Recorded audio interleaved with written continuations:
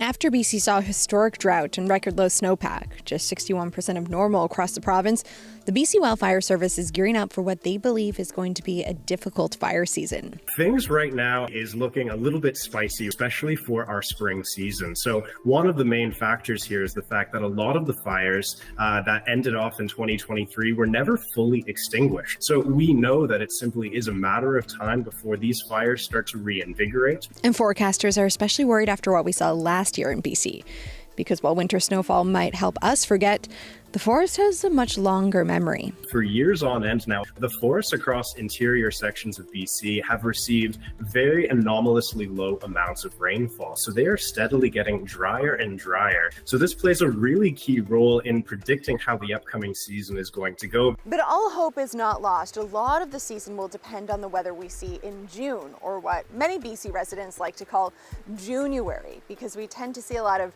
January-like weather patterns, those low pressure systems in June, and that brings a lot of cloud coverage and rainfall. If we get a lot of precipitation falling in June, then the rest of the wildfire season may actually be a little bit less active. I would probably go so far as to say it is the main factor of how these wildfires have the potential to go. We're looking at historic drought, some communities just outside of Prince George receiving less than 50% of their yearly rainfall for over 2 years in a row now.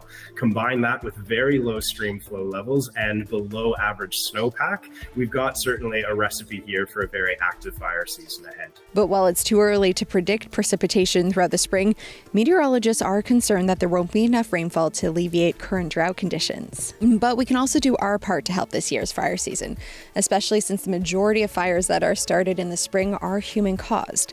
And so the BC Wildfire Service is reminding everyone that it's never too early to start thinking about fire safety.